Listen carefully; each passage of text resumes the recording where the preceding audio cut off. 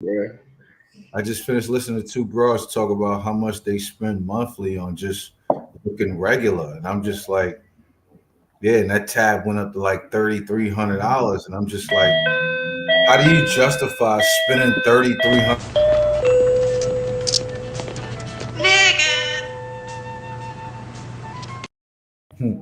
Like, how do you justify spending $3,300 on just like regular upkeep shit? Like that shit crazy to me, bro. Yeah. That shit super Yeah. crazy to me. Yeah, man. But And it's it's just hard when you that woman and then you tell another grown ass man in his face that you're not going 50-50.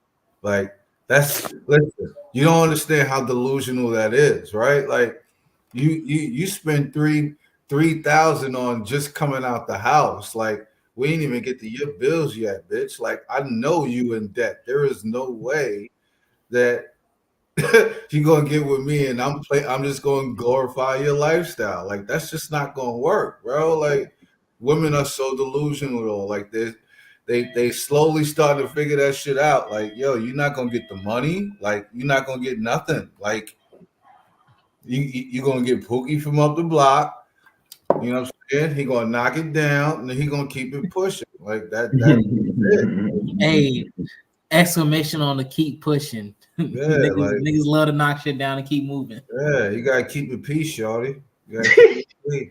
Mhm. You gotta keep it No, peace. it's like when we are trying to get into people's good graces, we tend to do a lot of lying. So, I heard a quote that said, um, "The reason why you can get with somebody and it just be so crazy because a lot of times people don't tell women the truth, right? Facts. So when you say the truth in reference to say the truth might be we're living in a $1,800 a month apartment. We should Mhm. bust that down the middle, 9-9. So Mhm. I have my money, you have your money, and we can figure things out. Now, why on the internet is that a big deal? Because it's the truth, right? Mhm. Anything that creates sensational conversations, the truth is right there, and people want to argue around the truth. Mhm. Because a lot of times when people deal with you in a relationship setting, you are being dehumanized, Mhm. right? You're no longer seen as a human being. You're no longer seen. I mean, were you ever really seen as a human?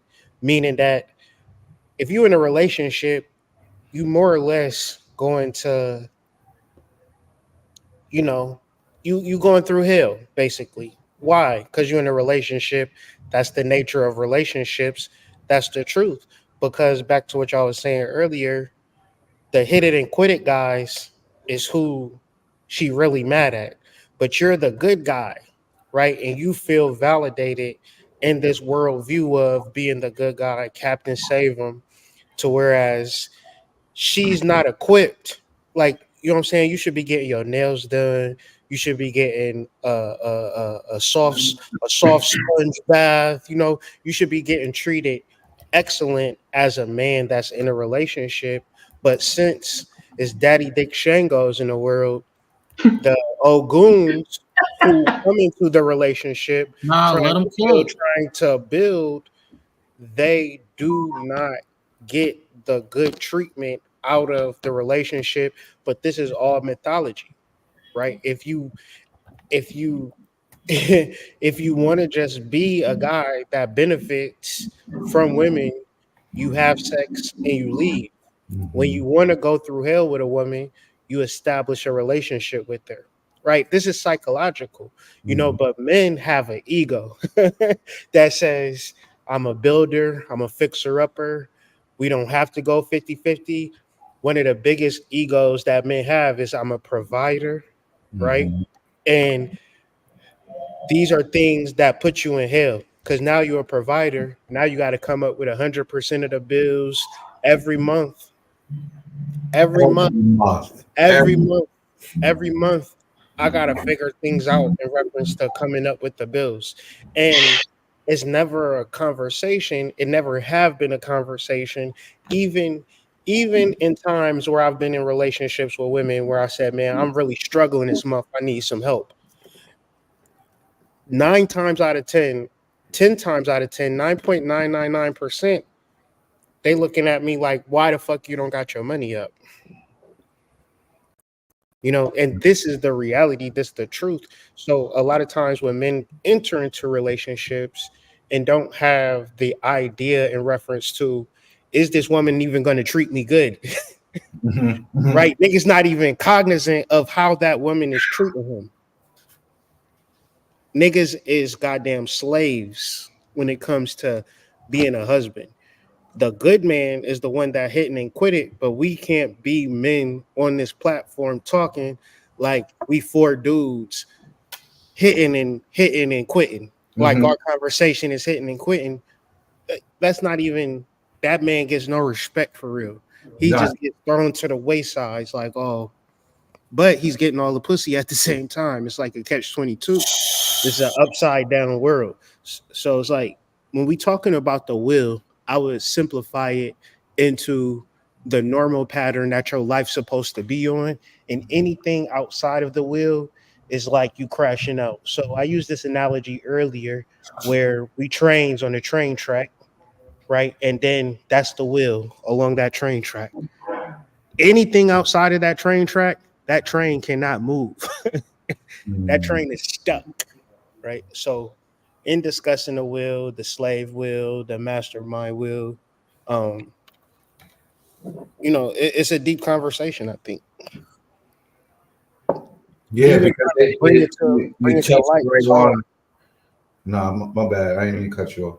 No, I'm saying bringing this to light is hard because it's a hard conversation to wrap your mind around. And that's what that point that you touched on was the last thing I touched on when we first started conversating about the slave will versus the master will, and within the relationship aspect of it, the slave will guy stays in a bad relationship. You know, the slave will woman stays in a bad relationship. They tell themselves that they can't do any better, and they just have to suck it up. Whereas the opposition to that in master will,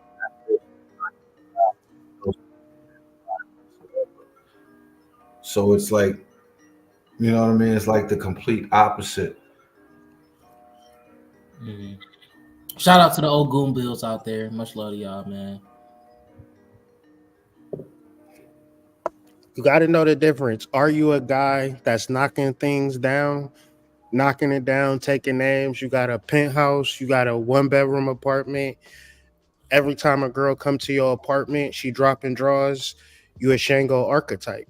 Now, if you're an Ogun archetype, you got to come in behind Shango's mess. And if you're not prepared for that, see, a lot of times Oguns wish to be Shangos, and the girls is not fucking y'all. The girls is not having sex with y'all. They like, you a relationship type. And as an Ogun, you got to be so secure within yourself to understand this. And Ogun understands that this is just a lifetime. It's not the lifetime. It's not the only lifetime. It's many lifetimes. So you can either judge people within the confines of this lifetime and be alone. A lot of times Oguns be by themselves. Or you could accept the fact that you're a healer, and it's not a good experience, but we not looking at things as good and bad. Right? Yeah, We looking at things as real and fake. yeah, nah, for real. Ogun experiences is like, even if you do get some cheeks, just know you getting blocked after because she going back to old dude because you healed her. She I going right think back to Shango. Right back. I think when you do get that response, or you're a relationship type of person, or I wasn't even gonna approach you on that type of time, Mm. it's it's the discipline that's on you, like that Ogun archetype reeks of discipline. and she know that she gonna find herself saying, "Man, you sound like my dad. You not my Mhm. dad." That Mhm. kind of stuff. And so, like you said, like it's like going through hell being in a relationship because it takes discipline. It takes, a certain level of respect for God to even be telling somebody what to do. I seen a really great quote, and it said that your children don't listen to you because you don't listen to God. And Mhm. it's a certain dominant presence that a disciplined individual has that you can't fuck with it. You know what I mean? Mhm. And I think if your discipline is like in its best form possible in that moment, like certain things in your life is just gonna just submit to you, because it's Mhm. like why not? You know what I mean? Like why not? Mhm. This person know where to go, you Mhm. know. Even for those people that are self-righteous and think they know better, when they around like that real disciplined energy, that real, master level Ogun, it ain't shit you could do with them. But listen, or get the fuck out the way, Mhm. you Mhm. know, because it ain't even about I want to feel good. Yeah, you want to be happy, you want to Mhm. do what works for life, but it ain't even about, you know what I mean? Like it ain't Well, about all ultimately, you want to that. connect a person back to their head, right? You can say I had a good life, but Ogun is connecting people back to their will, connecting people back to their souls. That's more important than saying, "Hey, I fucked all of these hoes." Like in the grand scheme of things, right? When you transition out the body into your next life, what's going to really matter is your impact on the spiritual plane while you was here. Like that's but people when we have spiritual conversations, we got to remind ourselves of that. What's your archetype and what are you here to do? Right. Because a lot of times, like even in the book, he said a fish can't transform into an ego. So we want to be something that we're usually not. Like the train wants to be on the other track, but it's like you have a track that you can follow. You have a wind beneath your wings that can get you from point A to point B in the quickest amount of time. But are you in tune with that part of you? Is your life perfect? Or do you say, nobody life perfect, good, I gotta, do this or I gotta do that. And it's like it's not nobody being a judge, which I said earlier. It's not necessarily to me being the judge of something, more as are you on your path or are you not on your path? What is the purpose of life when you are not on your path and you're not on a side quest? You just in the forest, just existing. Damn. Not even on a side quest. About Nah, you. not you just in the middle of the forest somewhere, just On story mode, just walking around. just walking around. Ain't even no beast attacking you. Like you just not even triggering fights. You just just Man, walking around in a circle in a wilderness. it's like niggas hopping on the game, turn it on, then they drive around, get bored, turn the game off, and be like, it don't be nothing to do. Yeah. That's how people be doing they will, because they don't know where to direct it, and that is, don't get me wrong, that is easier said than done. That is a hard thing to do, to really direct your will. But when you think about tuition, desire, you know, one thing that all my coaches always tell me, they always say, if your dream, if you don't get nervous about the things that you want, or if you don't get no, if it doesn't put a fire under your ass, then it's really not something you truly want. You know what I'm saying? If it's not calling you to be great, you don't want it. And see, you might think things that's calling you to be great might be things that give you high calorie of money or whatever, but really being what you see is great is that one thing that you sit up and fantasize about, right? Like you'll probably be at McDonald's right now making that McChicken. You probably threw too much mayo on that person's sandwich because you didn't give a fuck about them, but you know they're gonna eat it anyway. And then, but as that time you was putting that mayo on that sandwich, you rapping about that song that you want everybody to hear, right? You probably might be in school right now learning that thing, but you think about yourself in that lab coat. You think about yourself in that lab working. So that's how you see yourself great. That's how you see your wishes and your desires, and you work towards that will. So anything outside of that, right? You destroying yourself. You know, you know they say any man that's distracting himself with pleasure does not have a purpose. Or most of the time you see your purpose and you feel like you ain't gonna get it. I know a lot of beautiful, talented people who have a mission, who have a will, a wish, and a desire, but they're too scared to chase it.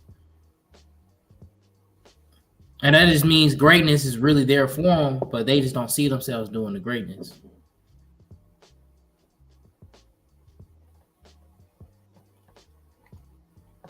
When you hear you a chosen one, to be chosen, that you know how bad that really like shakes people to their core. Nah, I ain't chosen. How many movies, how many shows you seen a person be like, you got the wrong guy. I'm not the chosen one. Every time. That's what the chosen one always say. Not me. You Man, got to I'm just here. You know, I'm this widow dude because I'm supposed to help him. No, he really helping you become the chosen one. What you mean, bro? Yeah. And the thing is, AD, when you said that, it made me think of that person that tells you the chosen one. That's your will. That's your will. That's what's telling you, like, no, this is the way. And that person that's saying, no, I'm not. That's the ego. It's like, no, I just wanna, I had watched Buffy the Vampire Slayer the other night.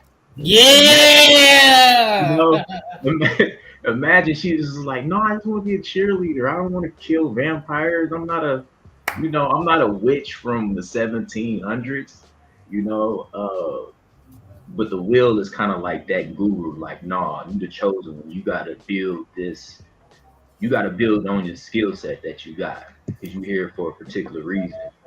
And I think yeah, to me that seems like that's more of what the will is. Yeah. Cause I know everybody got a little bit of like, what you supposed to be doing.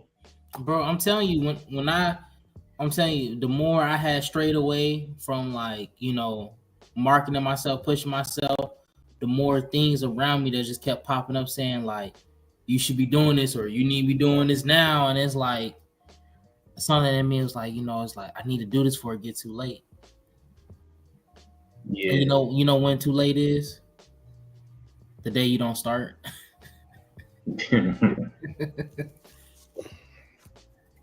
Let's define the will, because once again it can get lost on people what the will is in this conscious community, because it would be to say the will versus what we do, what we don't want to do, but essentially it is your determination. Your determination is a specific decision that you make, right? And once you make this decision, you don't go back on it. You don't say, like, a person say, man, I want to do this. That's not the will. The will is, I want to do this and I'm doing it, right? And when we talk about the things that we do on a day-to-day basis, is it aligned to who you ultimately want to be, versus are you just randomly doing shit because it's easy, because it feels good, because it's in your neighborhood, because people text you, say, hey, come through? Are you allowing your decisions to be made for you, or are you making the decisions, right, in your life in real times? Because ultimately what it comes down to, what you want to do, the decision is already made. But then you might have doubts to say, I don't know if it's going to work out, or I don't know if it's going to happen for me. That's not the will. The will is so much of, you've already accomplished it. You just got to just walk into it, and nothing is going to hold you back. In the Thelema, Aleister Crowley, he talks about the will as being perfect, in every way perfect. There is no mistakes when it comes to the higher echelon of the will, right? Another thing he says, the perfect and the perfect are one perfect, not two, right? And if you aren't perfect, then is nothing that's taking place. Last quote: "The most common cause of failure in life is the ignorance of one's own true will, or of which the means to which to fulfill that will." Right. So a lot of people, like, hopefully people, when we go through this presentation, don't assume that the will is already known by you, and your goal is to really figure out what that will is, what it is that you absolutely should be doing unequivocally. Not No doubt should be interfering in what you're attempting to accomplish in this life. Right? If it's doubt, anxiety, fear, lack, ignorance, then it's not in reference to the will at all. Yeah, it's like your difference between reactive and proactive. So,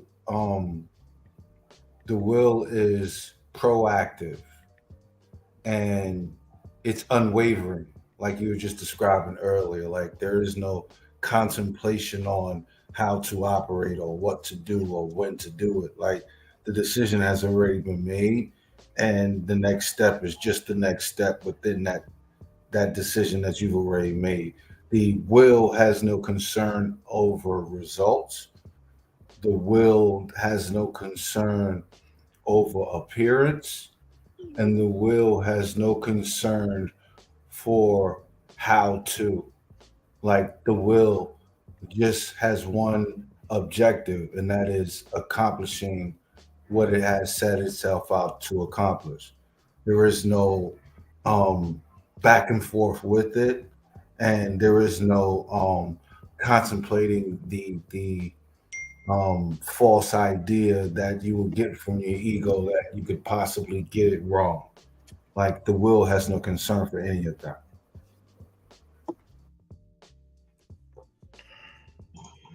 And if I could just make a astrological analogy to it, to me, the will is like Mars and Aries. It's like it's just like something internal that something that you came here with, came into this lifetime with um a certain level of just like having an intellectual independence, because nobody knows what's in your heart like you do, you know. And I would just, say that, like, look into Mars and Aries, the Tower card and the Emperor card. That's what we're talking about.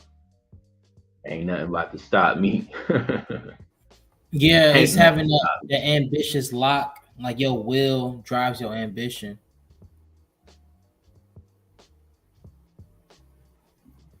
And yeah, the deacons of Aries, 2, 3, and 4 wands. It was like dominion, magnetism. I don't remember what the four wands is. Completion. Opposition, yeah, completion. Completion. Yeah, But the like, five of wands, like completion. when you look at the two of wands, that's Mars and Aries, and that's essentially the first card in the tarot, if you're not counting the Ace of Wands. And it's more or less of, it means dominion, originates from the word domain, which traditionally relates to land or a territory belonging to a ruler such as a king or queen.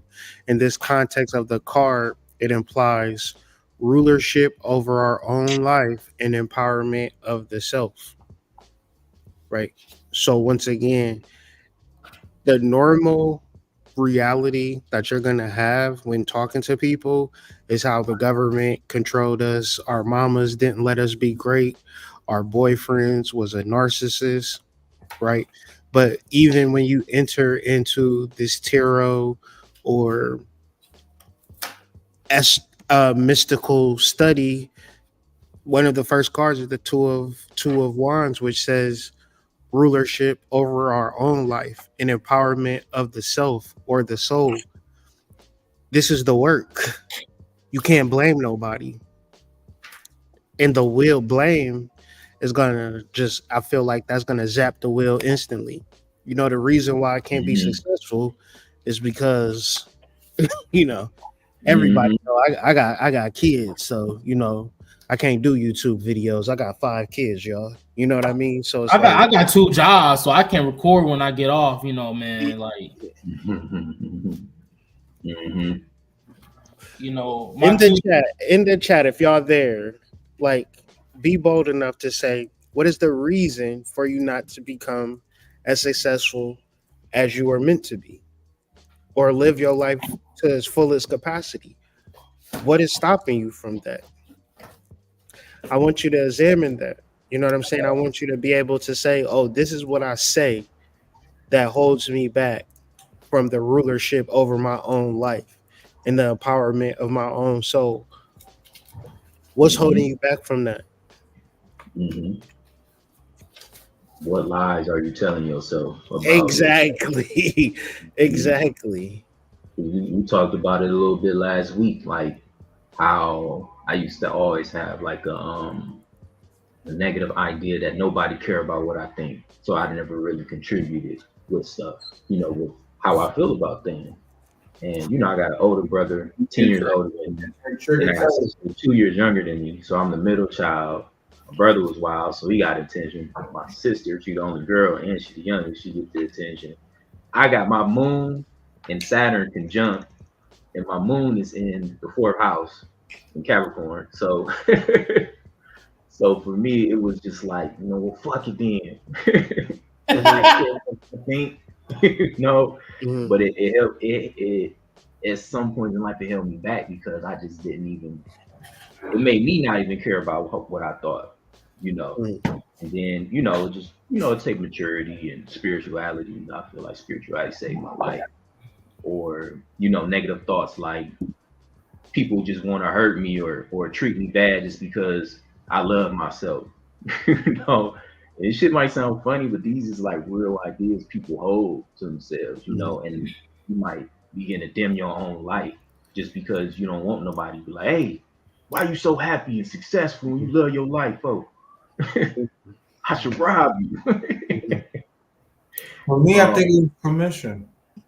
yeah, I yeah, think, yeah. I think, It's kind of I like you think get for me, consent yeah, to I think certain not experiences. to, not to cut your wisdom, but I think for me growing up, yeah, it was like I used to overwhelmingly find myself waiting for permission. Like no matter how, like I know that shit sounds weird. It sounds even weirder the fact that I have to fix my.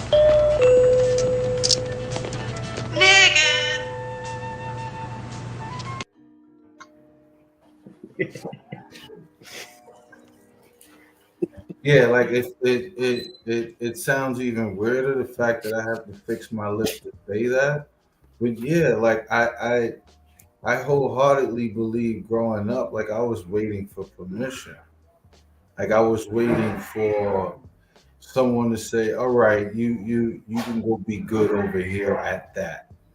Right? Like I don't know if that had to do with the reality of so much of my life having to be transparent for it, with my mom, growing up, or um, the incessant need as an adolescent I felt to um, be approved or to receive some sort of type of acknowledgement, whatever that is when you're an adolescent and you're looking for it. Um, Validation. yeah, through the adults in your life, yeah, validation. Whatever that is, I think that morphed itself into a place in which I always felt myself like I was searching for permission to be great.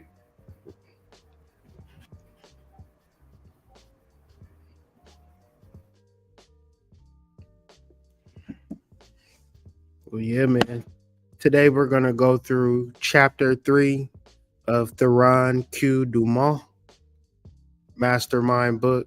Uh, this chapter is called "The Slave Will and the Master Will." Trigger warning: this could be somewhat of a confusing conversation.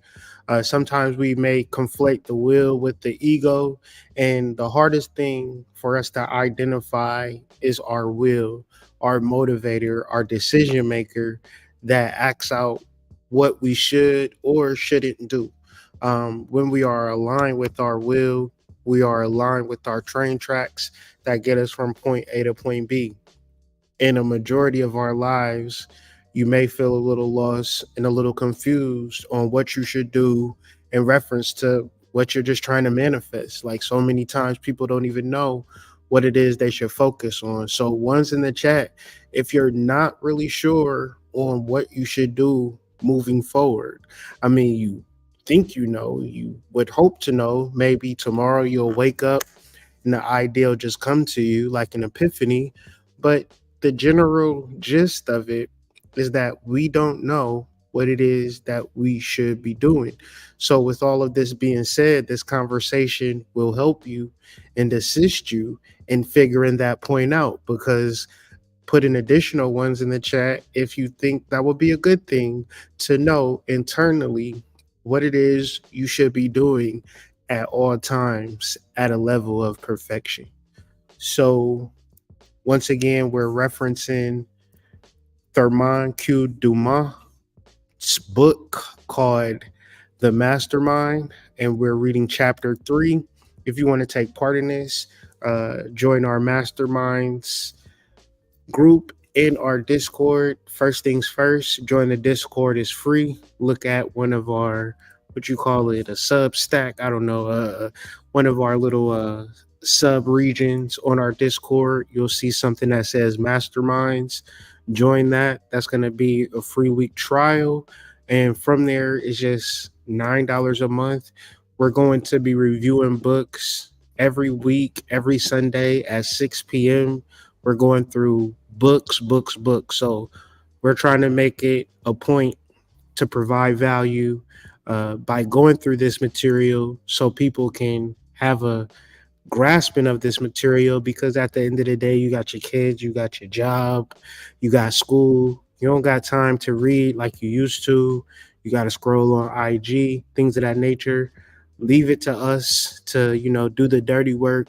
All you need to do is come to this video, bring your notepad, take notes, and figure out what it is I should be doing with my life. Don't assume, get into the nitty gritty. And I think it's about 10 slides we're going to go through. We're going to go through the slide, talk about it, and then go through the next slide. If y'all have any feedback, have any questions, put it in the comments, put it in the chat. We'll highlight it. We'll talk about it. But before I go any further, join the Discord. Before I get into this conversation, do any of you guys have anything to preface or to, let the tribe know what's going on with you, what you got going on, or anything you just want to tell us? You know what I'm saying? It could be anything, what's going on with y'all fellas?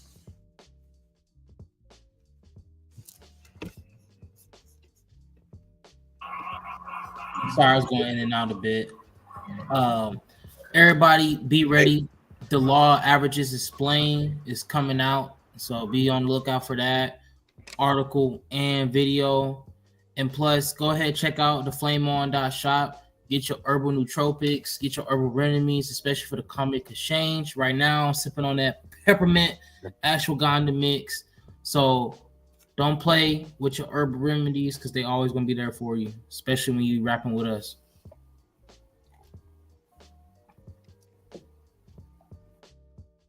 Sacred Serpent, flame1.shop, flame1.shop. You already here.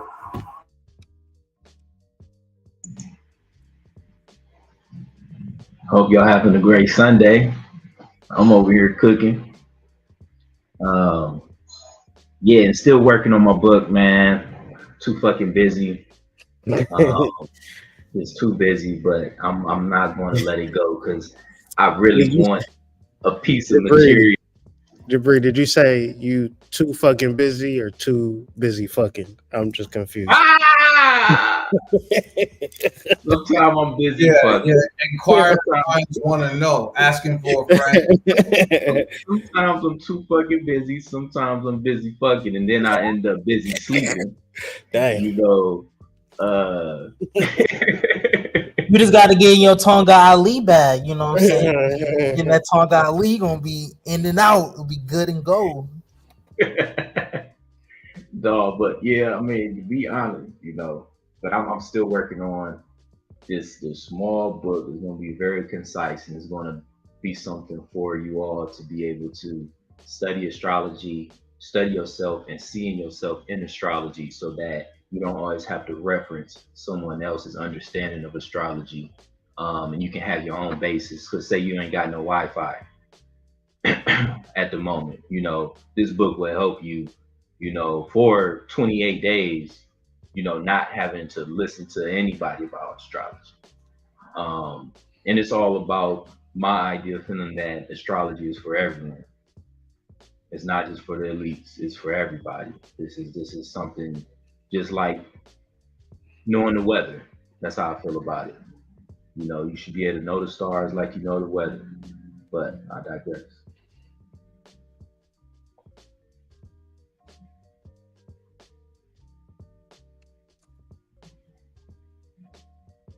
So we just gonna get into this. Y'all don't got AD Serpent. Y'all don't got nothing to preface the convo with.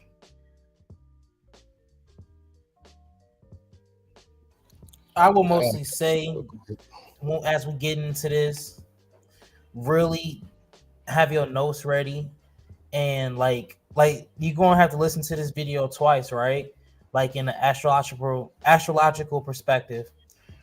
On a listening note, just listen first. Let the Jupiter and the higher mind in you really take the information in, and then once you listen to it a second time, let the Mercury in your mind, the logic and the reasoning, help you take notes, help you really take in this information again. So you're coming from a point of like, okay, like I channel, I meditate on this, and I understand this information.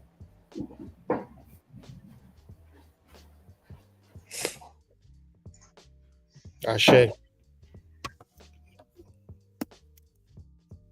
Uh, this is actually Serpent's PowerPoint. Yeah, But so Big Bro finna take lead. He finna guide us through this. and if you get busy at work, just let me know. I'll take over for you, big dog. If you just want to paraphrase, that's cool too.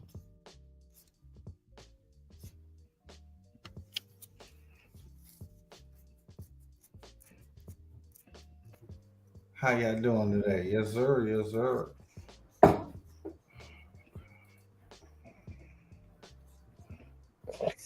Well, we on slave will, master will. Mm-hmm.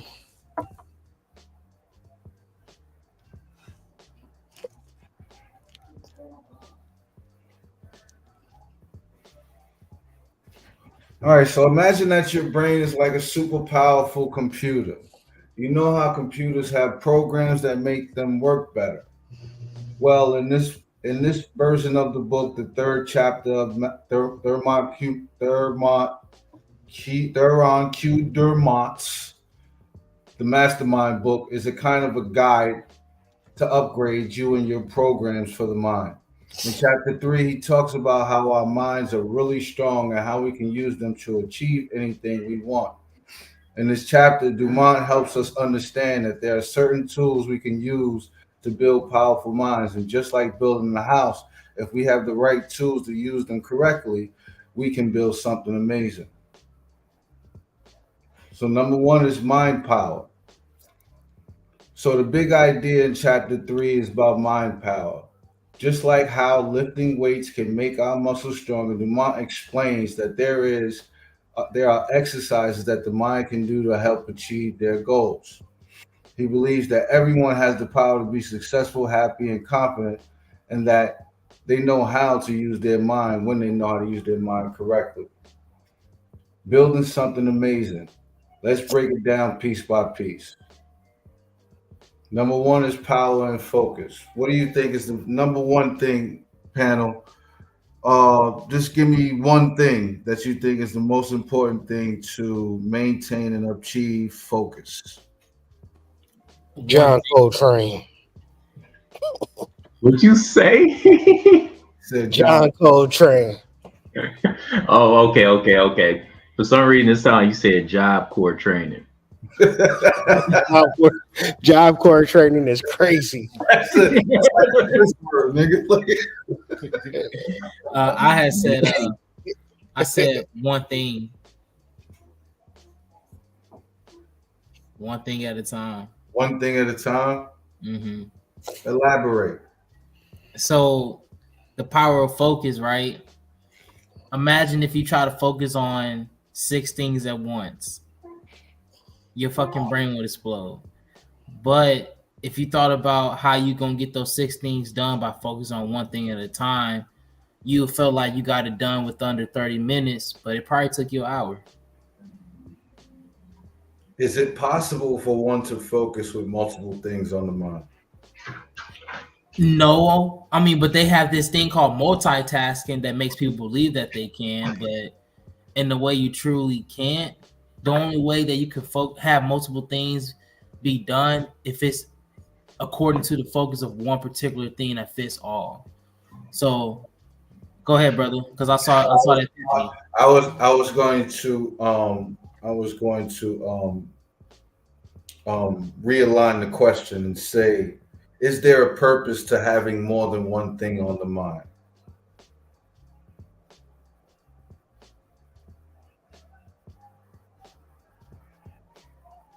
Anybody can answer. Is there a purpose to having more than one thing on the mind? I mean, that's kind of the world that we live in. Like we are taught to like multitask, have many tabs open and stuff like that. But the reality of getting anything done is that we've had millions of years of training of focusing on one thing. And so just because we have all of this tech and all of these different devices that perpetuate, multitasking and doing multiple different things at once, the reality is that we are a very confused, anxious, disillusioned, delusional generation because in actually working with people and talking to people and trying to figure things out, that piece of focus is just not there.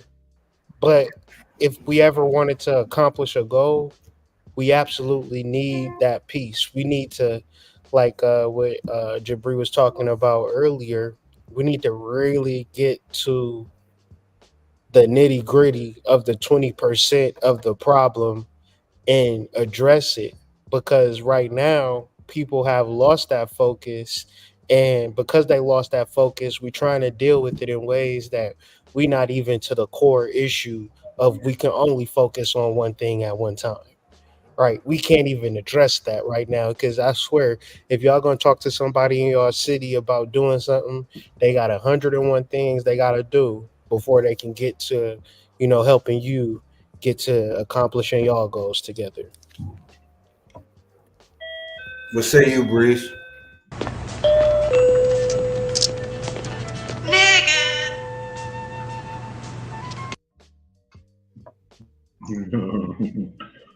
When I think of the power of focus,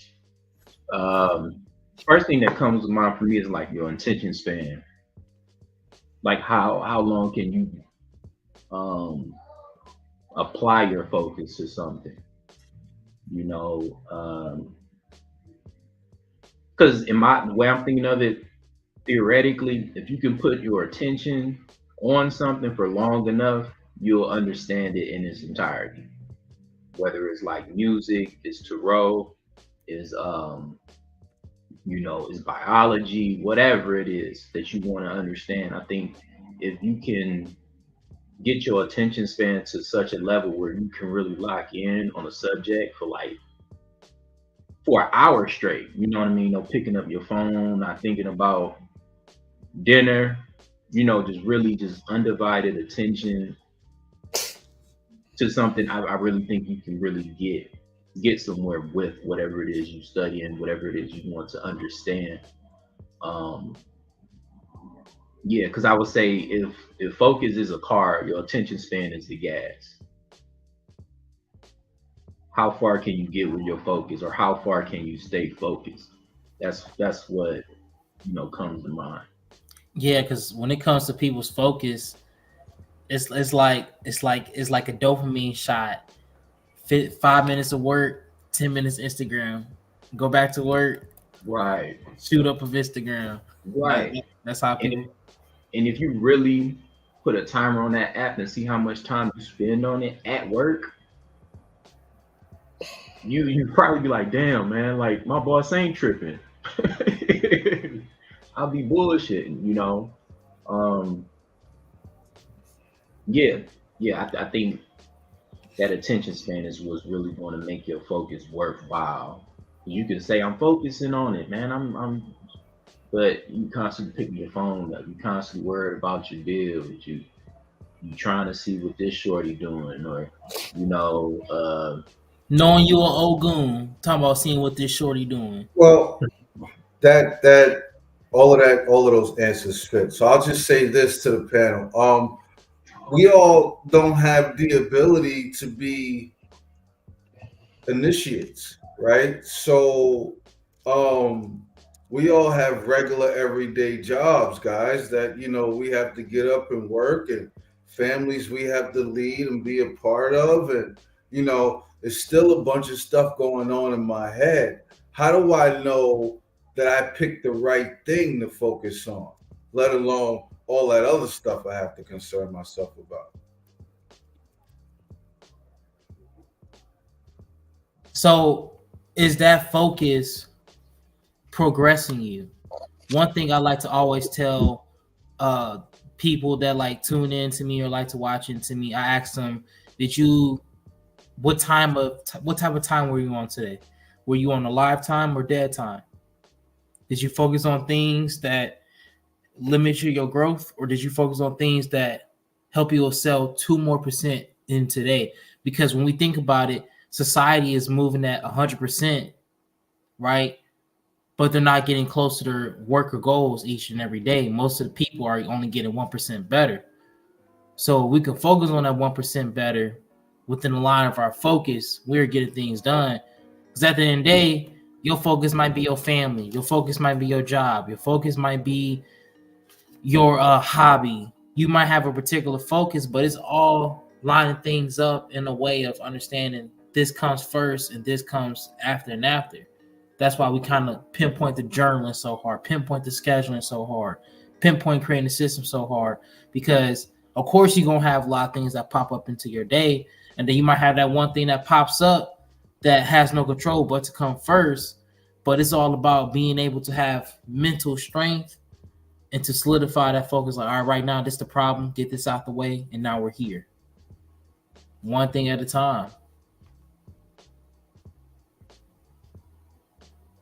And that one thing at a time is going to have to tell you tell other people, like, no. Because if you want me to help you, I got to help me first real quick. And you can't get mad about that. Because you say you need $20, right? Well, I got to get this bird off, and it's going to give me $40 so you can get 20.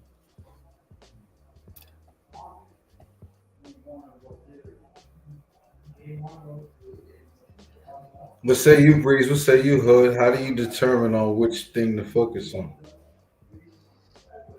I don't think you rush to assume that. I think that's the point of like meditation. That's the point of journaling. I think you never really know, because if you ever truly knowed, you would be in your ego. So it's like a tree don't know it's a tree, a bird don't know it's a bird, a fish don't know it's a fish, and you don't know what the fuck this shit is called. I think we assume a lot of times, and we in our survival mode. So the first thing that a human is going to do is get a job and perpetuate success or perpetuate finances, pay the bills, and then especially for men, we're going to determine good or bad on how we are paying the bills or how we're living, if we're traveling, if we're doing this or we're doing that. And so all of these things are assuming or assumptive prompts. So when it comes to like actually knowing what you should focus on, that is very simple. There's only one thing to focus on, and that is the self, right? And the self then intuitivizes you. It gives you the thing that you about to do in the next millisecond. So it's like stand up. You know what I mean? Left foot in front of right foot, left foot in front of right foot. And then you just in this like step by step consciousness into the soul that then like it seems like you knew what it was. But just in my life and my spiritual journey, everything that I ever accomplished in life, I didn't necessarily have a plan for that.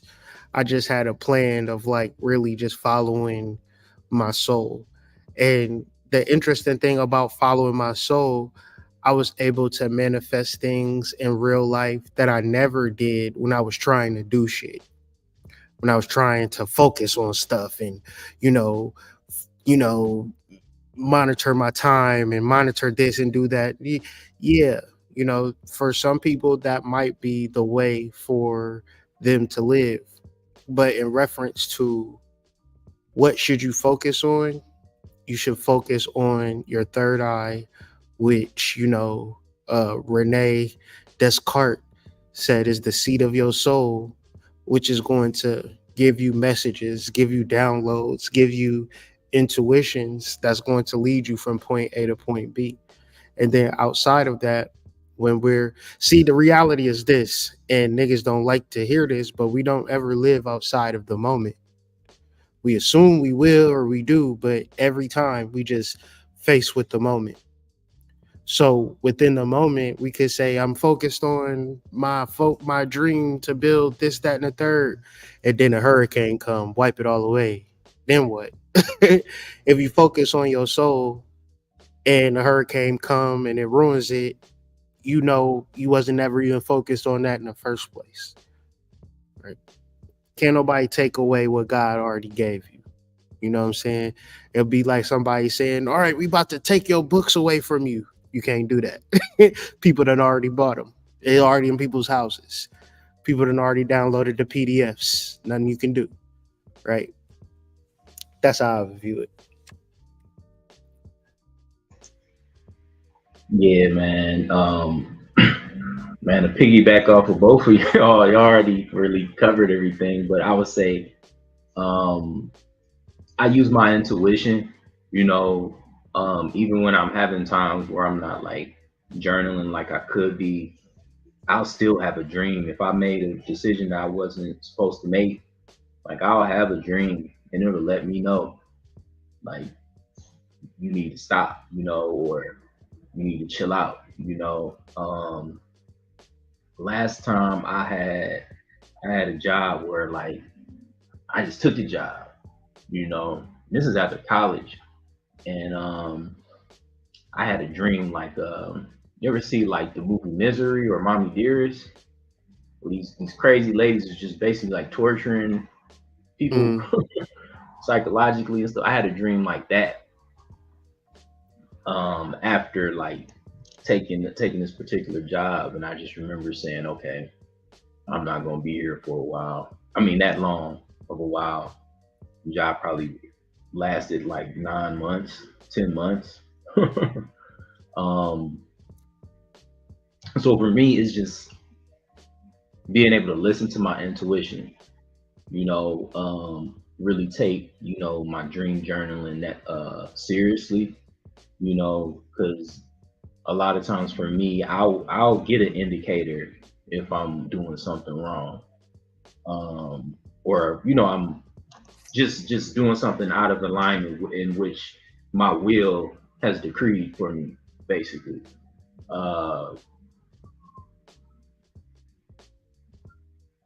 Yeah, I mean, I think with that, like your intuition and your will, you gotta really take a moment to really listen and to really be able to receive messages from those modalities. You know, um, yeah, that's what I would say. Surfing is really just getting confirmation from my intuition. You know, um, and that's what usually let me know I'm doing the right thing. I would say, or I made the right decision. Yeah, I appreciate that. So, like, just to recap, we're basically saying um, the understanding of training one's focus is to do one thing at a time instead of multitasking. Practice doing just one thing at a time. For example, when you're doing your homework, you don't check your phone or watch TV. If you're paying attention to the homework, you'll finish it faster and better with better results. Take breaks. It's hard to focus for long periods of time without a break. Dumont says that breaks help the mind reset so you don't get tired of and lose concentration. A good rule is to focus for 25 minutes and then to take a 5-minute break. So 25 on, 5 minutes off. 25 on, 5 minutes off. Nobody's expecting you to be an iron worker, and just slide this thing all the way through until you complete whatever task that you're at. No, do a good portion of it and take a 5-minute break. Do another good portion and then take another 5-minute break. You have to give the being breaks. And then visualize your goals. This one is pretty cool because Dumont says that imagining yourself to achieve your goal helps you keep the focus. For example, if your goal is to score in a soccer game, picture yourself kicking the ball through the net. This helps your brain get used to the success of the idea, and it makes it easier for you to accomplish this in real life. So, visualizing, taking breaks, and tuning in and honing in on that one thing that you know you need to focus in on. Focus, train, take breaks, and visualize. What say you, fellas? The visualization thing is a true mental and key aspect that you have to focus on. A lot of people have a hard time seeing themselves do it, and if you can see yourself do it, it's achievable. Because think about it, we always say the mind is all and all is mind. It's connected to the great spark, the great source. So think about it, if you could put in the astrals and see yourself do it and then bring it into the physical, you really channel the focus within yourself and help tap into your will. So being a grappler, being a person who has to like go on stage, perform, visualizations is the main thing I rely on into doing anything I do, because it's like I see myself doing it first. Even if I'm like, man, I feel like this is hard, I don't know if I could do it, I take a deep breath, I close my eyes, and I visualize myself doing it, which makes it easier. Because if I know if I can see myself do it, then I could accomplish it 100% of the way. And then like think about this. It's like, okay, let's say you got a big picture of it.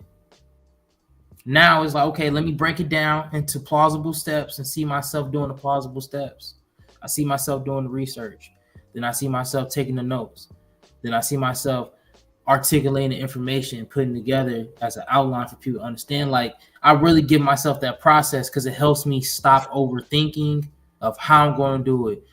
Like, or what if this happens? It's like, as soon as I visualize, the doubt is gone. That's like me really getting from source. It's like, oh, you supposed to do this. You know what I'm saying? How do you guys use visualization? Because some people are not visual people. Some people are just, I do it. Like, I don't even need to think about it. I do it. Yeah, that's what I would be more to say, because it's like if I visualize, then for me that's like the lust of result.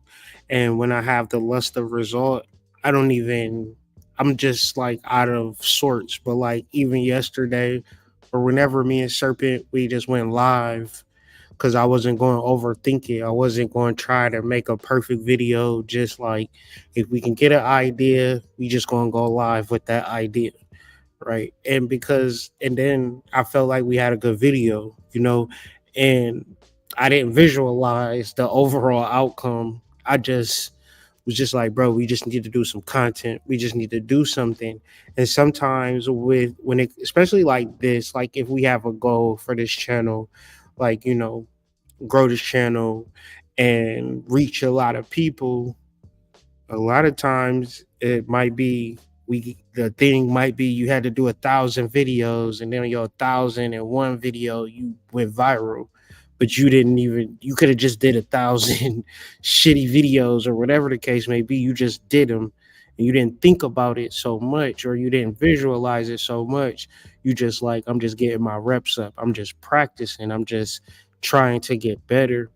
And usually, like for me, if I'm just proficient in something, or if I just know I'm good at something, then I just do it, and ultimately visualization for me, I can't say that it works, right? I can't say like if I visualize something, but if I just get up off my ass and just push through, then it goes beyond what I could actually visualize. Yeah, because I would say like with these 3 points, um, only doing one thing at a time. It's like say you in the gym, like you can't bench press and squat at the same time. You gotta Shit. Nah, you can't. you gotta work, step by step, and then same thing. Like you gotta take a break. You gotta drink some water. You gotta get your breath back. You know what I mean? You can't just do. Some people can do 50 pull-ups, but for me, I might have to do 10, stop, 10, stop. Spend the day at home, come back and do the other 15, 25. But I think with the visualization, I think a lot of times people look at it as like an excuse for being lazy. But I would say visualization is great when you can't do that particular thing. Say you're on an airplane, or say, you're just somewhere where you can't access your tools. I think visualization is great then, when, whatever is going on in life, you're preoccupied with things, or it could be anything, you may be, a backup dancer for Usher, but you in college, so you can't be in the studio doing all the steps and shit. You might really just sit back and just visualize it, imagine it. But I think that goes into like you only visualize the stuff that you really love it. You know what I mean? Like, yeah, it's just like you might be a professional athlete, but you can't get into the gym, you can't get on the field. So you just sitting down just thinking about yourself just winning the Super Bowl or something like that. I think visualization is great in the times where you can't get into physically doing whatever it is that you want to master, you want to practice. And yeah, taking breaks is very important because you can't. It's like you overdo things, and if you overdo it, even if you're trying to study, like say you're trying to study tarot, and you spend 50 minutes doing it, and then you go another 50 minutes, and you go another 50 minutes, you're gonna be burnt out to the point where you don't even want to look at it, and then you miss a couple of days in between just because you did the most with it, as opposed to like taking breaks, allowing yourself to absorb what you just looked at, especially for me, like a lot of times when I'm presenting new information, all I can do is just look at it, and I do my best to take a break from it so I can actually absorb it, think about it, and see how I can apply it, because when you don't take breaks, it's just kind of like, just pouring water on a plant. you gotta stop at a point. You know, you gotta let it absorb, recalibrate, so that you can move on. Um, yeah, that's what I would say about those points.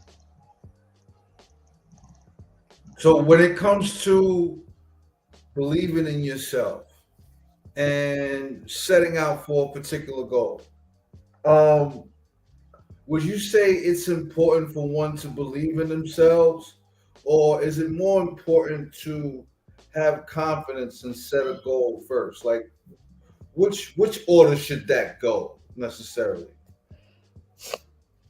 Yeah, I think it's weird. Like if you say visualization, right, Mhm. and you don't have the proficiency, visualize all the fuck you want. You know, it's not gonna ever matter.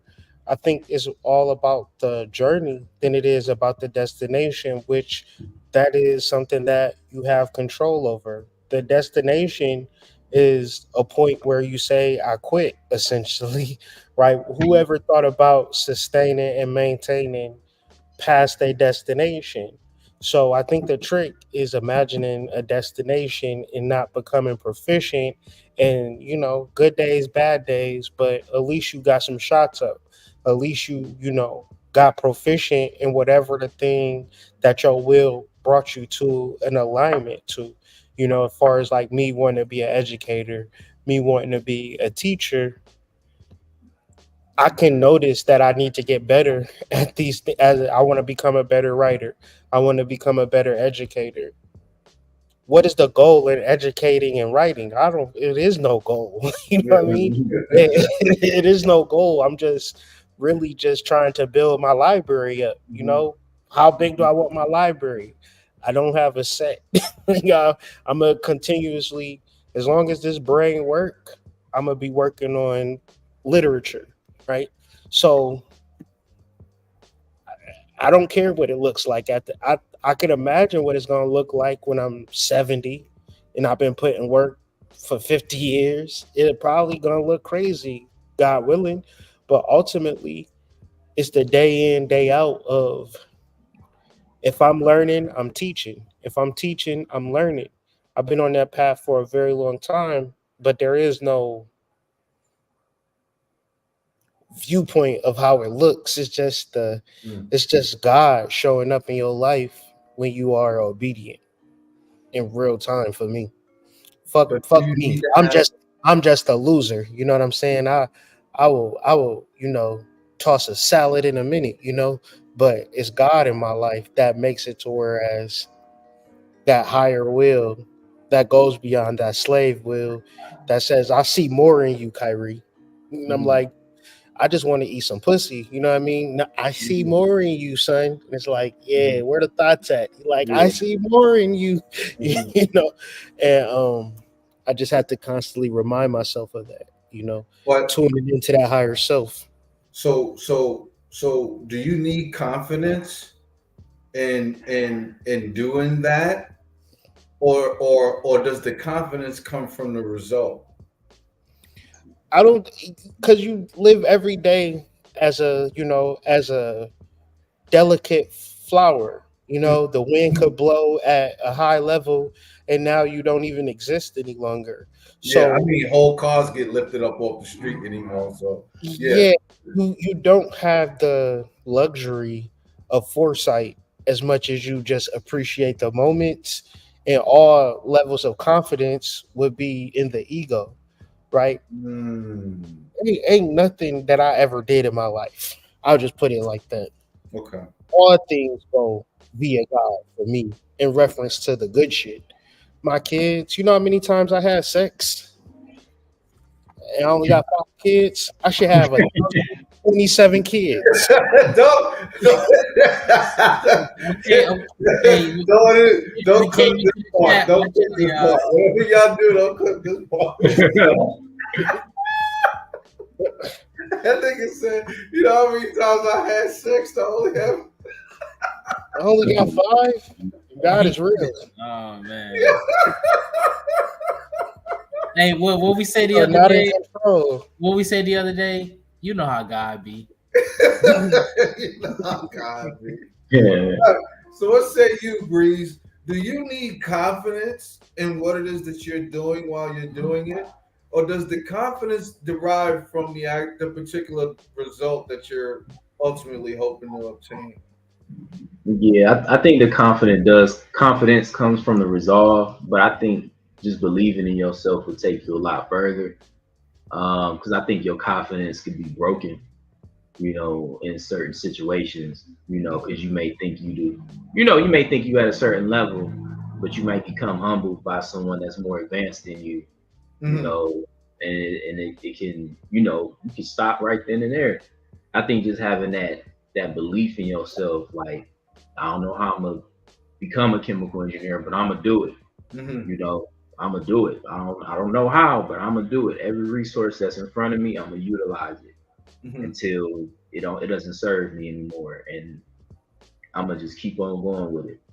I think that belief in yourself will take you places where you can't even visualize. You know, it'll take you places where you can't even visualize. Um, yeah, and I think the confidence is definitely an ego thing. You know what I mean? It's kind of like when you nice and you nice, and you can kind of like flex it a little bit. Mm-hmm. But I think that belief in yourself is gonna is yeah, it's gonna take you places you can't imagine. And some say it does help to be a little bit delulu, right? So what say you, AD? Does it matter for you more that you have the confidence doing what it is that you set out to do, or does it matter more for you to believe in yourself? Well, when we think about the word confidence, it's like to trust, right? To confide in yourself. So, and most of the time, when we think about where we get this confidence from, is because, like you said earlier, is because we get it from a particular result or we've done this thing. So it's like once you get a girl, you have the confidence thing that you can get more girls or you can pick someone else up. But what if you had the confidence from showing up? Like, what if you had the confidence just from showing up every day? Like like you probably might not think, like okay, like because think about it. Earlier we talking about the destination. The destination is really a trick. So it's like if you remove the destination, remove all these things, is your confidence from all these things that you achieve, or is your confidence from you showing up, knowing that you was going to get this thing? Not because it's like, oh yeah, I got it now. I know I can do it, but it's like I knew I can do it, but I got into the competition to test myself. I want to test my resolve, and you don't really hear that a lot. You hear people compete against themselves. Go ahead, brother. Hit me No, I up. was just going to say that's a dope point, but I was just going to ask. All right, so I've garnered a ridiculous amount of confidence from all the box that I have received. Okay. All right.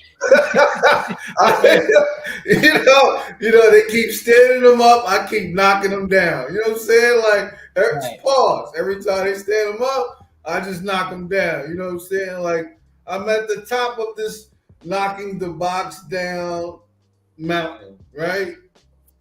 Um, do I go forward and with this confidence because I believe in myself? Or it sounds like you guys are saying that I go forward with this confidence because of the idea of knowing that me doing this eventually is going to turn into something beneficial. What say you?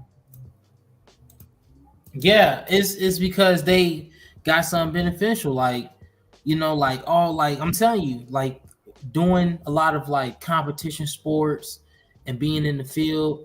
A lot of guys, have a lot of confidence is because they won a particular tournament, right? Like you going out to this other tournament and compete here is because it's like, well, I beat the last guy, and I know I beat the number one seed that competed in this tournament last year. So if I beat him, I know I'm gonna win this. It's like we put our confidence and our self trust onto material things and things that we won or achieved. But I just felt like you can get so much confidence just from showing up or doing the work. I got so much confidence. Like it's been times, jobs that I worked at, I'm like, man, I don't get this shit. I think I'm gonna get fired just because I know what I'm doing. But it's the fact that like I built my confidence because I showed up, I tried, and I learned something. and then I came back, showed up again, and did better the day before because I realized what I did wrong. I did better. I'm like, okay, cool. Like I can keep trusting myself because most of the time, a person that don't trust themselves or that's doing something hard, they stop doing it. So it sounds like the way I thought, the way I viewed confidence and my obtaining confidence came from my discipline in doing a particular thing, right? And so me having the discipline to do that particular thing every single day or every chance I got, for me doing it every single day is what led to the confidence that I ultimately ended up having from it. So is it repetition? Is it the constant flow of doing it? Or is it the thought that is in the back of the mind that I'm going to achieve this by continuously doing this? Or is it a combination of those things with the understanding that I actually believe in myself and I'm going to accomplish the thing that I set out to accomplish? I think like if Well, you refer to the book, it's talking about automatons and that lower level. Everybody is doing something, Mhm. but that would be the slave will. Mhm. The master will is that of accessing a different level of reality, a different level of choice, a different level of like mastery. That is like it takes a point where you it's hard to be confident in something that you don't know that you don't need confidence in, right? When you talk from a spiritual perspective, it's like your soul don't need to be confident more than you need to be confident in your soul. You need to know that there's a larger part of you that is going to see it through, and the ego takes care of things, and then the soul takes care of things, and they two bodies that's existing in a right and exact way. But it's like really trying to understand it is like I said earlier, it's going to be hard for us to differentiate what normal people are doing versus what our soul can do for us. Like Mm. really getting that part down to a point where like we're not even like me and you could be at the store, and my purpose for being in a store is to like cook everything from scratch, and you could be at the store trying to get a hot pocket, but we at the same store, we buying stuff from the store, we getting two different results from the grocery store. But Mhm. in the reference of having a conversation, we can say both of these people is confident store shoppers. But once again, it take a whole different level of consciousness to know how to cook shit from scratch that come from ancestors. Like you gotta be actually trained up in this shit, and you gotta know. And then at the same time, the person say, "All I do is put shit into a microwave." Do you not understand how easy it is for me to put shit into the microwave? And Or at a certain level, they both right, but you gotta be in this. You gotta be conscious and discerning enough to say that nigga putting food in the microwave is dumb. I need to figure out how to make shit from scratch. And in reference to building confidence, it's tricky because this world is so easy now, and there's so much confusing shit that people is doing that how are we able to tune in to what is actually true and what we actually should be doing? Like I said, it's a tough conversation to wrap your mind around and your head around to really say, damn, am I in tune with the truth within myself? Mhm. Without a shadow of a doubt. Am I like the slave will would say, I'm gonna still have casual sex. I'm gonna still smoke crack. I'm gonna still do whatever I want to do, but I want to succeed in life. You know what I mean? I want to be my best version of myself. But yo, will has already got you already pegged on what your trajectory of life is going to be. Your will is going to be something completely different. That's going to be like, I'm doing something completely different outside of this original construct that had been placed before me. I'm going so deep within the mainframe of my DNA that I'm just figuring something out. And for me, that's what I'm constantly obsessing over. Like, like, and I'm okay with not knowing it too. And I would never say that I know what that thing is because I don't. I don't Mhm. even know if everything I did could have been a complete and total farce for real. Like, cause who knows?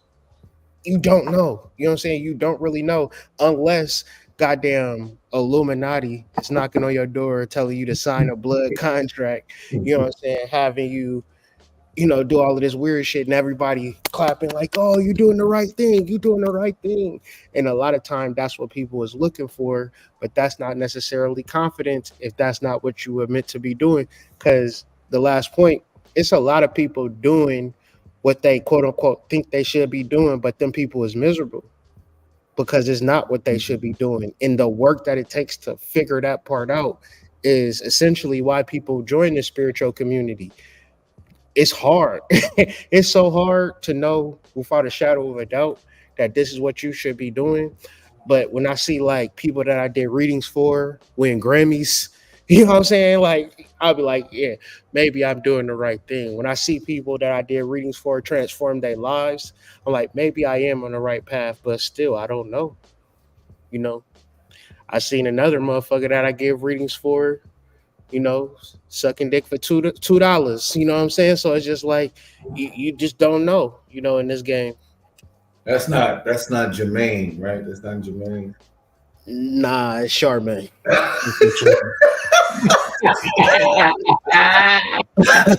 Unfortunately.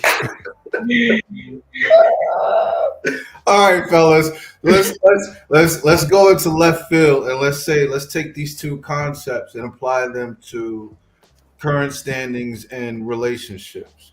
Is it more essential for a person seeking a partner or a person already in relationship with another partner? I don't know. Is it more important to be a person that believes in himself in order to operate within confidence or from a place of confidence? Or is it more important to be confident within yourself before you necessarily believe in yourself as it relates to relationships? Mm-mm-mm. I mean, I figured I throw a left hook, see where it landed. I think believing in yourself as it relates to relationships sounds funny to say, you know, because I think a lot with how a relationship works is how confident you feel in that person's eyes, and vice versa, but it's not to not saying like not getting lost in that though, you know what I mean? Because like both I think both parties should make each other feel secure to a certain degree. You know what I mean? No matter what the insecurity is, like you know what I mean? Like I know this about you, you know this about me, and we meet somewhere, you know. Um, but I will say this, I think something that's important as far as believing in each other in a relationship, knowing that like you have somebody that really like you really tell them like where you at in life, like look, this is what I want to do, I want to be this and that, and their response, they body language and everything will tell you everything about them. They might be like, man, this nigga's crazy, or that might be like, I believe you, I want to help you do that, I want to help you become that. Um, because having somebody that genuinely got your best interest at heart and can really align with you to the point where like what you want for yourself they want for you and they understand that. I think that's where like the believing in each other comes in, like Yeah, but I think it's different levels to the relationship, man. This definitely is a left hook type of question. It definitely is a left hook type of question, you know. But yeah, that's what I would say on it without rambling. What My say thing, you, Hood AD? What y'all think? my thing is what is the focus of the relationship? Because then that's where you guys can be in the civil point of working in truth. Like it's so easy to just get caught up and be with somebody for a while and just get to living and we doing this, we doing that, but it's all about seeing what are y'all really doing.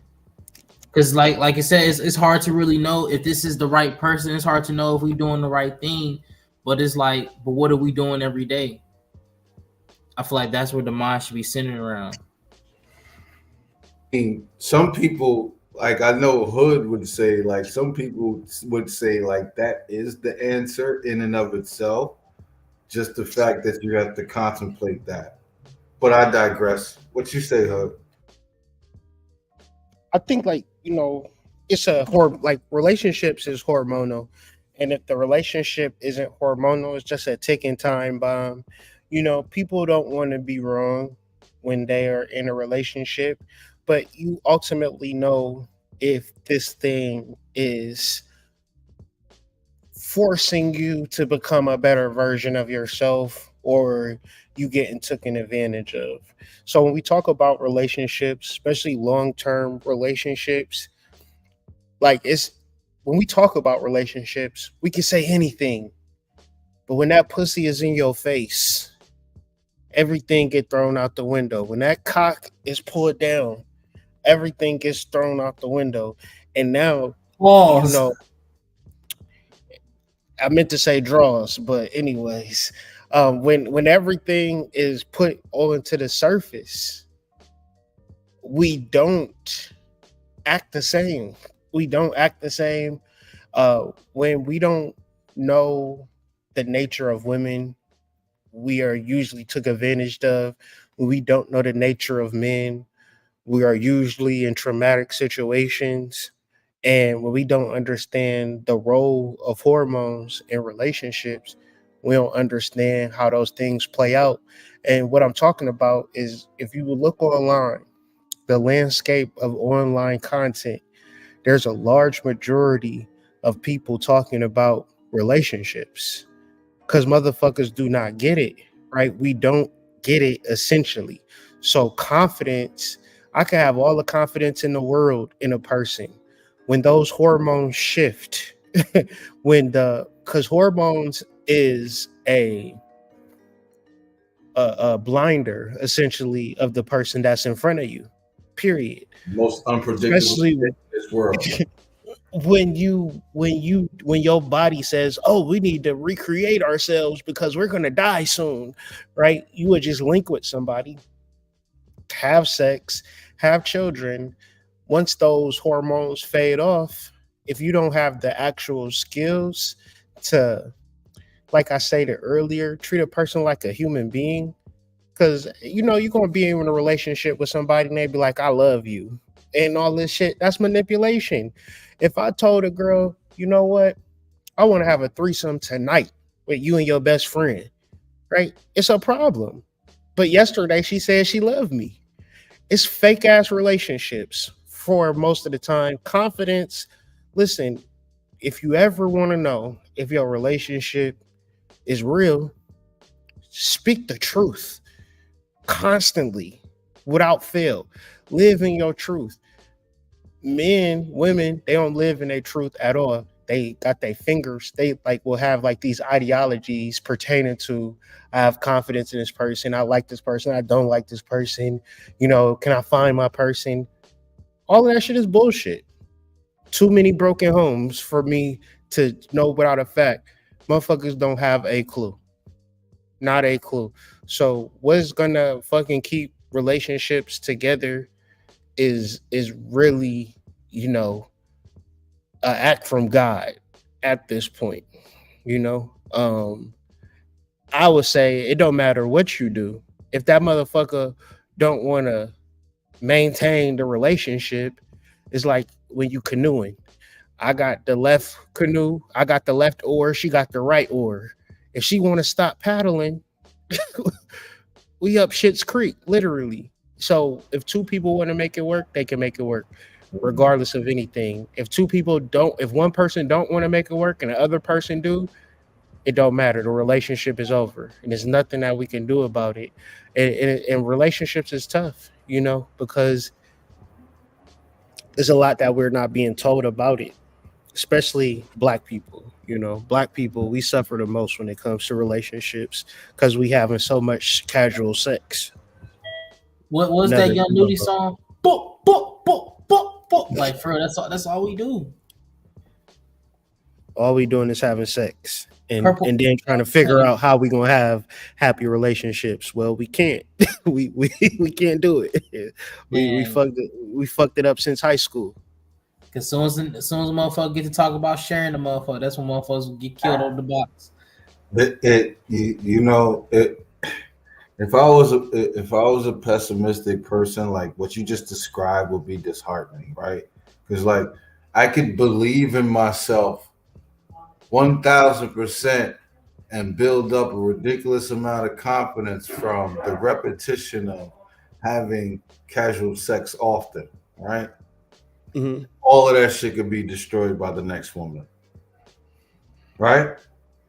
Like every last bit of that I'm using as some sort of figment of tangible evidence, right? Like that can all be destroyed or come crashing down with the very next apartment. And you know why it's so messed up? Because I bet you thought that you found a good person, and that person turned out to be an ain't shit person. That's what it's boiled down to. Because if people don't have the psychological skills, they treating this shit like an interview, talking about all the good things they about to do, and now you got confidence in this person, but when the rubber hits the road, we don't have the skills to even manage or to handle it. So what we gonna do? We're gonna start arguing. We're gonna start being passive aggressive. We're gonna start sabotaging. It should be somebody within that relationship dynamic to say, y'all both on bullshit, stop. But if we don't have that, how are we as a community going to elicit positive relationships if there's no authority within our relationships? What you talking about is courting and having someone keeping y'all accountable, making sure y'all are safe, because a lot of people be with people that they don't know, getting treated all types of ways, and next thing they be wanting help, and then don't nobody know the dynamic, don't nobody know the person. You just getting your hands put on by some random nigga that no one never met. Because he was cute and he had swag. Mm-hmm. Now he going oops upside your head like the Gap Band. Yeah, he had them Jordan 2s on. It was something about the way he had those Jordan 2 placed. He had the Nike fleece. Everything was matching. Oh, How could he ever be wrong? wrong? Yeah, he had the gray sweats too. Pause. So for slide 5 and 6, for belief and confidence within yourself, is practice positive thinking, creating and celebrating small wins, and learning how to learn from your mistakes. It is okay. It is okay to learn from your mistakes. All right, next we're going to talk about the importance of willpower. This is like the muscle in your brain that helps you stick to your goals even when it's hard. Have you ever been tempted to eat candy right before dinner, even though you know it's not good for you? Willpower is what helps you say, nope, I will wait until after dinner time. Dumont says that willpower is like a muscle. The more you use it, the stronger it gets. And just like lifting weights, make sure your body is strong. Using your willpower makes your mind strong. Strengthening your willpower. What are some things you can use to strengthen your willpower, gentlemen? Saying no, being okay and being comfortable with saying no, loving to say no. See, that's the biggest, hardest thing that we have to do. A little bit of shadow coming out that little nigga. That nigga said no real fast. He was like, no, no. Nah, for real, man, because it's a lot of times why we can't do things, a lot of times that we can't focus or we can't drive willpower because we can't say no. So if we get to flexing that muscle more and to telling people no, we can tell ourselves no. Right? Like, $40 box right now, we can go buy it. But if you got a group of men to keep you accountable and that's going to judge you for it, you're going to say no. Listen, I'm in Pennsylvania. I'm trying to figure out for a friend where is the $40 box at. It's not in the loo because I know if I told niggas in the loo, they gonna think I'm going towards it. But just know it's somewhere far from me.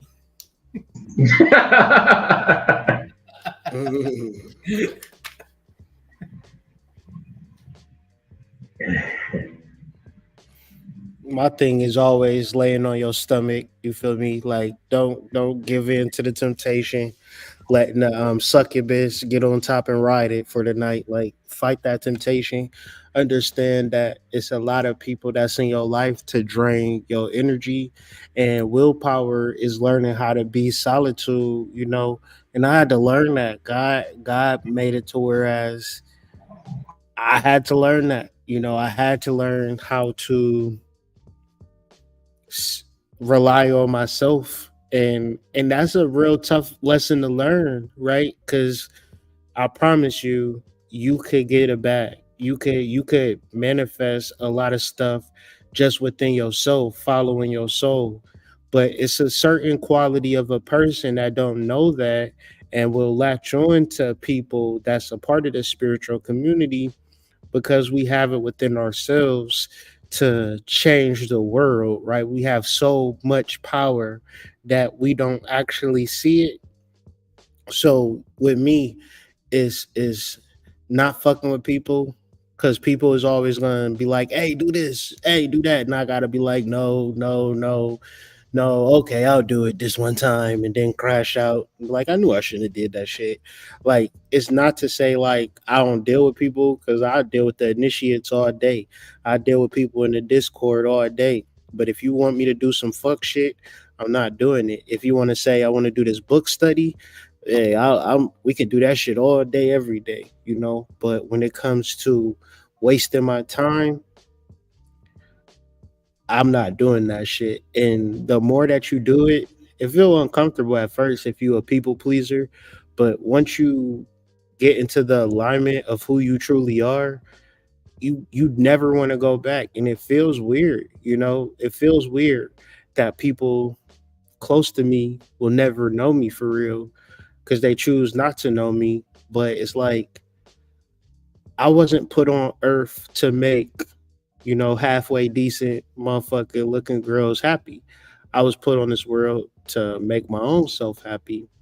And in that, you have to really develop that power within yourself to, manifest a life for yourself. It's all within you. And that's just the hardest work to really uncover.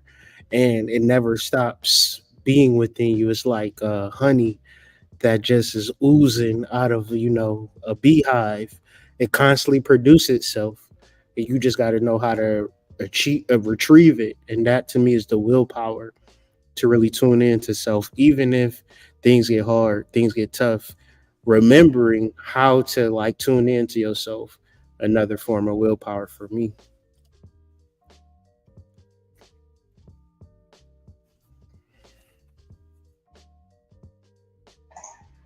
Yeah, and I would to add to that, I would say uh, staying acquainted with your willpower. And for me, that's meditating in the morning and meditating in the afternoon. Um, and it's just like one of the things like constant reminders. You know what I mean? Kind of like praying. Why do some people pray 5 times a day or even 7 times a day? For me, it's like one of those things, like a constant, just like a constant staying acquainted with it. Because I feel like it's something more so than it being strengthened, is more so to me becoming so aware of it, to the point where it's like, like I got God in my life, you know what I mean? Like it's just to the point where like you spend so much time, you give it so much attention that it's one of the most important things in your life, and it's taking up a certain amount of space in your life. And certain things just can't stand with it. If you get what I'm saying, you know what I mean? Once you really get acquainted with your willpower, is certain things that used to pull you in or suck energy out of your day and like just taking a whole hour out your day, it may be social media, it may be advice or anything, you know. I think that I think that just spending time so that you can build your understanding of that willpower, because the willpower is something that's there whether you in tune with it or not, if that's making sense. Um, and so it's just me like constantly just, meditating day and night, reminding myself um, that it is a force that's greater than me, my ego, my identity that is guiding me, and as long as I continue to align myself with it, I know that I'll be headed, in the right direction, headed where I'm supposed to be, headed to what I'll say alignment, divine alignment. So setting small challenges, removing temptation, and staying consistent. That's what I have down for strengthening willpower. Any more you gentlemen want to add to that? Go to sleep. Stop watching that porn. Leave that porn alone. Go to sleep. That is a good suggestion. Leave the porn alone. Okay, using your imagination. This is our last slide. So finally, Mr. Dumont talks about the power of imagination. Imagination isn't just for daydreaming, it's actually a super important tool for success. By imagining what you want, you can start making a plan to get there. Let's say your goal is to become an artist. Dumont suggests that the closer your eyes are, close your eyes and picture yourself painting, imagining what it feels like, how happy you are, how your art looks. By doing this, you send a message to your brain that this is something you really want. Your brain will start to work on ways to make it happen. What are some ways you guys use your imagination as a tool to accomplish the goals that you set out for? I think it goes I back to like, imagine. No, you go could ahead. be, bro. Go ahead, bro. I was gonna say it kind of go back to like the visualization portion of it, and it's, I mean, like I already said, it's like when you can't get those physical reps in, you make those mental reps with your imagination. You know what I mean? Maybe it's like first thing in the morning, and you know what your goal is, but you just, when you before you open your eyes, you're just thinking about yourself, you know, being New York Times bestseller, you know what I mean, and getting handshakes and speaking to little kids and shit like that, before you actually get up and start your day and actually put some reps in towards that goal physically. But also, I would say if you really get into a state of like self hypnosis and you imagine something, I've had experiences where spirit just like took my imagination and took this visualization that I had and just laid it out before me. So and it's not like I was asleep. I was meditating, staring at a candle, imagining things that I wanted for myself. And at a certain point, it felt like I wasn't imagining it anymore. The imagination like kind of took a life of its own. It started to like it was almost like you doing something and you think you good at it until like spirit really be like, nah, let me show you how you really do it.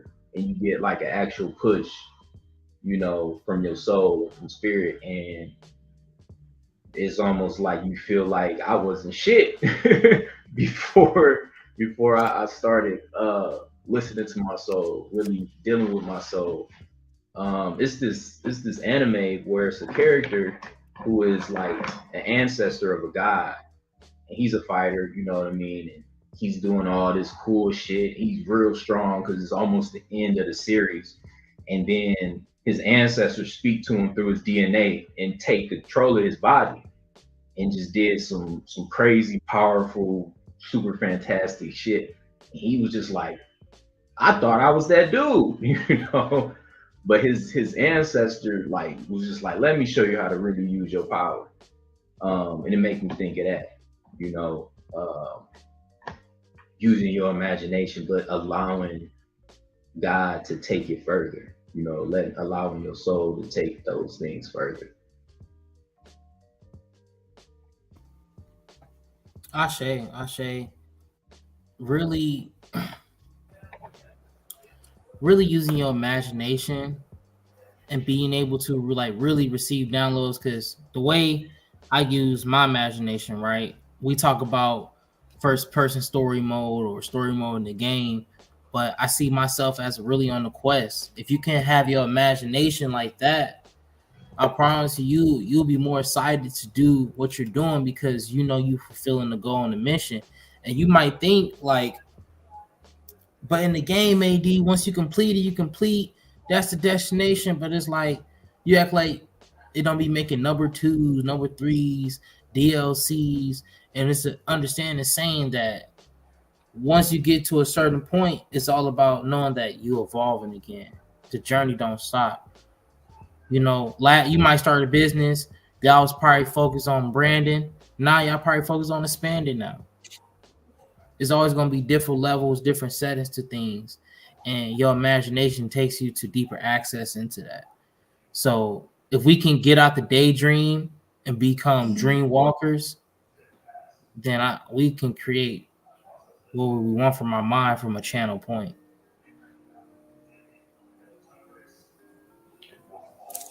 Picture your goals, add details, and act on it. So, if I imagine that I am God's greatest gift to women, does that make it so? Just depends on how much you believe it, how much you actually work with. Like the imagination is all because there's 9 billion people in the world, and your personal viewpoint of life is kind of like up to you, right? Mhm. If you decided to be a monk in India and you told your girl and your family, I'm off to India, nobody can call the cops and say Racine going to India, somebody stop him, right? Mhm. If you imagine that. A good book though, The Science of Being Rich, or The Law of Opulence by Wallace D. Wattles.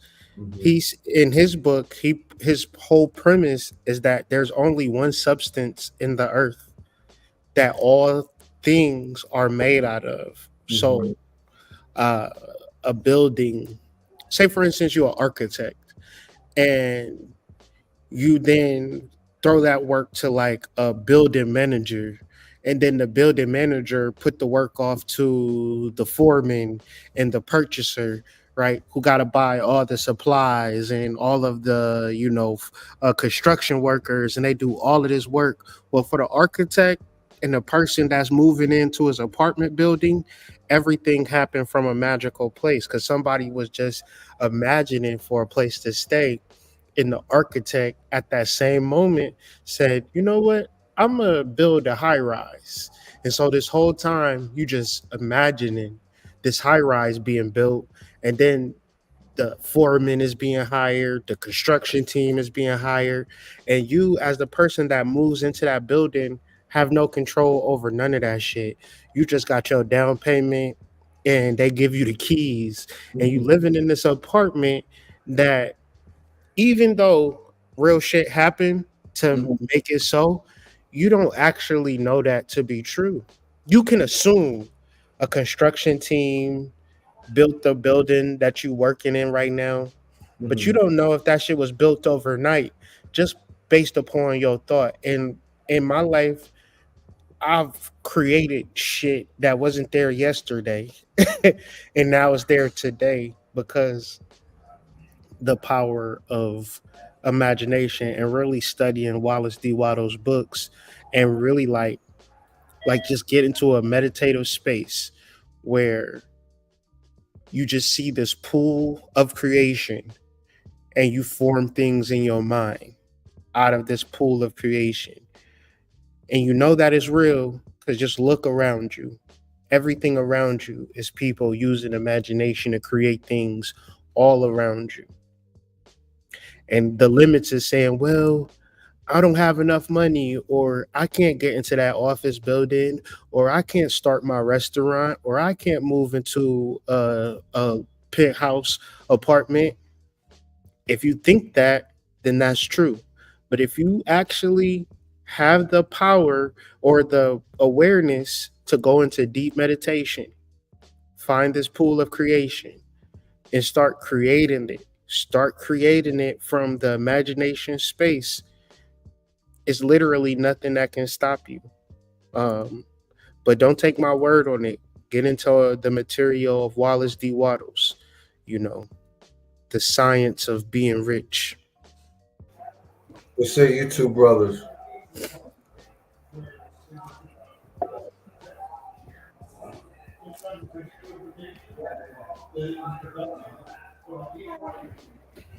Y'all brothers got anything y'all want to add to that? Really just lock in. If you can, I know we talk about journaling so much on this panel, but I promise you, if we didn't journal today, we wouldn't have the home imagination that we have, that we bring from creating these PowerPoints, from us talking about the information. When you really live in your imagination and not as a place of like daydream, but as a place of like really tap into higher wisdom, you could just find so much to share to the collective, share with your partner. So I just feel like if you have a hard time being imaginative, just really let go. If you can let go of everything, your mind will send you something that you wasn't even thinking of. And those three keys that are left up on the screen are very important. Even if you don't have a pen and a paper and you're not taking notes for this presentation, it's cool. I understand. I won't take offense to it. But picture your goal in your mind and add details as you go to that goal that you've already formulated within your mind. And then after that, the last step is acting on said goal. So if you can do all three of these actions in unison with one another, that puts you in alignment with exactly what it is that you want to manifest. So again, picture your goal, add details to that, and then act on it. In conclusion, for chapter 3 of the Masterminds, it shows us how powerful our minds can be if we train them right. By focusing, believing in ourselves, strengthening our willpower, and using our imagination, we can achieve anything we set our minds to. It's like having a secret superpower inside of us. We just need to learn how to use it. So, whether your goal is to do better in life, become a better at a sport, or learn a new talent, remember your mind is the key to unlocking your potential. There are 10 last points that I wanted to run down with the family, but if you guys got to move on, I understand that too. Well, I'll start with the first one. It's the power of focus. Concentrating on the task and the time increases its effectiveness. Number two is the mind can be trained to become stronger. Number three, self confidence. Believing in yourself is crucial for success. Number four, visualization. Imagining yourself achieving goals prepares your mind for the success. Number five, willpower strengthens you with the use of using your willpower like a muscle. Positive thinking, positive affirmations build confidence. Learn from your mistakes. Mistakes are opportunities to learn from and to grow from. The role of your imagination is to visualizing detailed outcomes with the guides and actions towards your goals. Consistency. Number nine, be consistent in your effort. It leads to mental strength and willpower. Again, being consistent in your effort leads to mental strength and willpower. And 10, finally, last but not least, focus on personal growth. Continuously working on self improvement unlocks potential. Anything you fellas want to add? That concludes the end of my presentation. Thank you all for joining us. But anything else you fellas want to add to that? Nerve thyself, then seek it and to do it. Nothing can satisfy you but the fulfillment of your will that is hidden within you. For this, then, up to arms, win thine own freedom for yourself. Shay. Family, how'd y'all like the video? One's in the chat if y'all like the video, man. Like the video if you haven't liked it yet. Follow me at the Hood Mystic on IG. And we got the 25% off sale today and tomorrow. If you want to tap in, visit whiterabbitsite.com, see what we offer, ask us any questions. But let's heal our connection to source. Much love. Yeah, And and join the masterminds too. Link in the description or click the QR code in the top right hand corner. join the Discord, join the Discord, join the Discord, join the Discord. Much love to the family. Thank you so much for tonight. It was really fire. The serpent, the presentation serpent put together is really fire. And also, man, if you really want to expound your imagination, type into the White Rabbit site.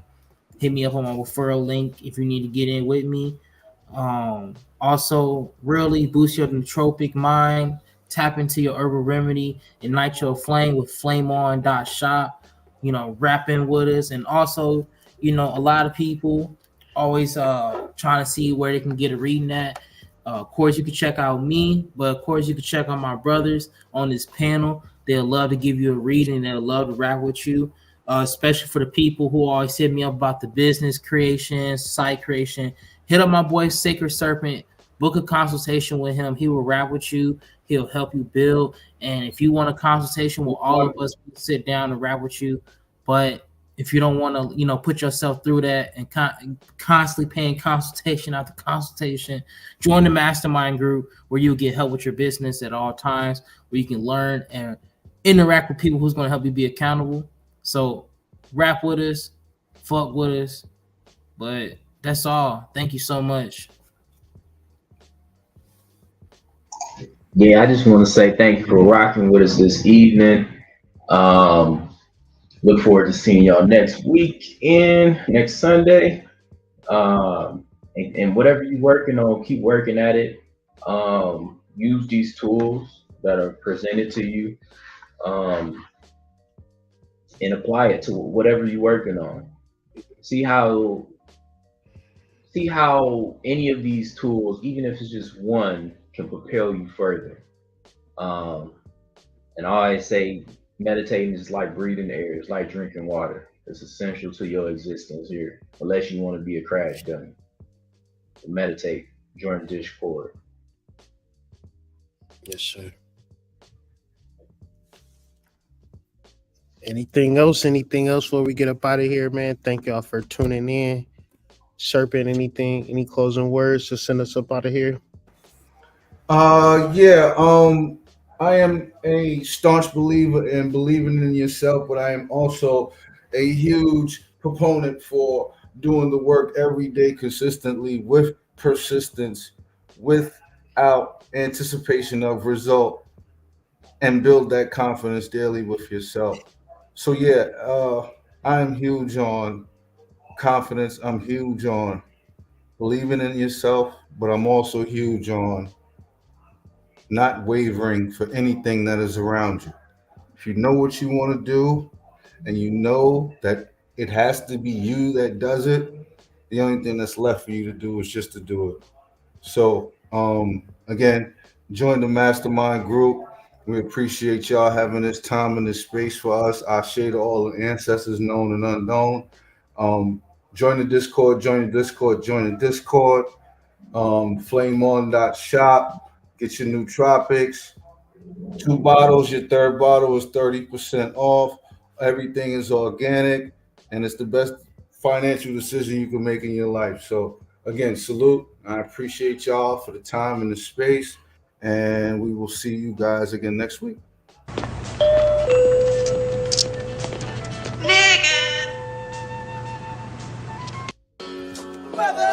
Initiates for the flame. You are now programmed to drop dem draws. Have you been maintaining your flame?